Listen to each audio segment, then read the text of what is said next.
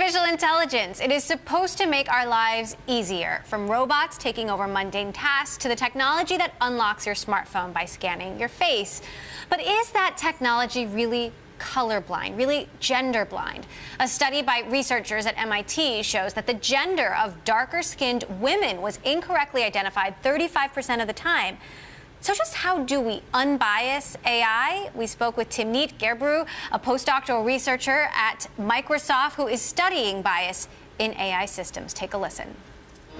I don't know if we can unbias it completely, but we can try to mitigate the bias and we can try to mitigate the effects of the bias. So I think that the first thing we need to do, and what I'm working on right now, is give people guidelines as to how and where a particular data set can be used, a particular API can be used. So, for example, some of your most recent research, along with Joy Buolamwini, showed facial recognition software is far less accurate for women, and specifically women of color, than for white men. That it's essentially sexist and racist. Can you explain? So in this work, what we did was we looked at commercial gender classification systems. So what they do is they look at a picture of a face and they tell you whether the picture in it is that of a man or a woman, male or female, binary classification.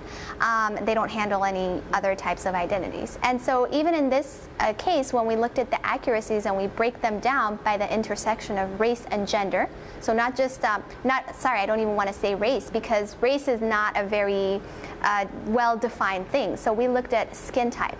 So we look at the Fitzpatrick skin tone, which is a dermatologist-approved way of looking at the skin type. So as the skin type gets darker and darker, for women, darker-skinned women, this gender classification system has worse and worse error rates, and it approaches random chance. So an answer to your earlier question, one of the ways in which we can mitigate this bias could be to try and gather more diverse training sets and also test our algorithms by different subpopulations. Instead of just having one single number that says my algorithm has a particular accuracy, it might sound nice, 90%, but then when you break it down by subpopulations, you might then see that it works much better for some populations than others. So is this something that Apple's Face ID, for example, has a problem with? I have not done a systematic study of Apple's Face ID, but I know that there was this highly publicized article, for example, of this Chinese woman who said that this Face ID did not work well on her, right? So I'm pretty sure this is a problem that happens across the board in most industries, across not even just face recognition, but other types of algorithms as well. So Face ID, facial recognition, is just one example, but what are the consequences of this on the broader scale if we don't start retraining these algorithms or rewriting these algorithms and get new data to fix it? One thing I think that people don't understand is that AI components are being used everywhere by everyone. I mean, this is everywhere, everyone is an exaggeration, but they're being used in many different places in many high-stakes scenarios. So for example, if you look at face recognition algorithms, they're being used to identify what people think are criminals. They're being used for surveillance, and whether or not face recognition should be used for surveillance is one debate that people should have anyway. But even if it were to be used for surveillance, we have to make people understand that these face recognition algorithms are not accurate enough to be used for surveillance. You say that women are at a bigger risk of losing jobs because of this. How so? I'm not sure if women are unilaterally at a bigger risk of losing jobs because of AI.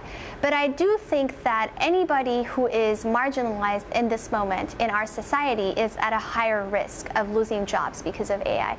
And this is because many of the lower paying jobs that are more easily automatable are being done by people who are from lower income. They're being done by people who've been historically marginalized. So I think anybody who our society has marginalized is more likely to lose jobs because How of much AI. of this would be solved by getting more women and people of color into AI and into machine learning, and how much of this we can't solve because it's already been done?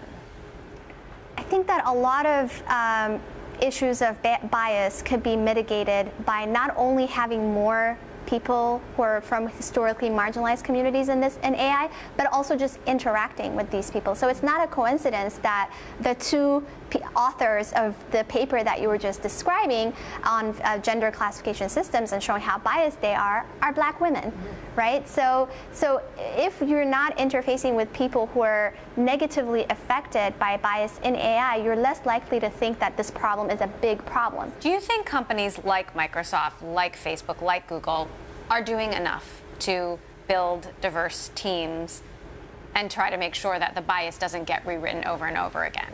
No.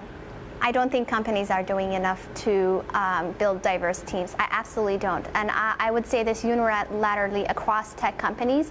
There is a lot more talking about diversity than there is action. Sure, there is some action going on, but it's not a priority. I think that when it comes down to it, the people at the leadership positions need to make it a priority. So they need to spend as much time on trying to fix this problem as they do thinking about trying to maximize profit or something like that. And I don't think that people in leadership positions are spending enough time thinking about this.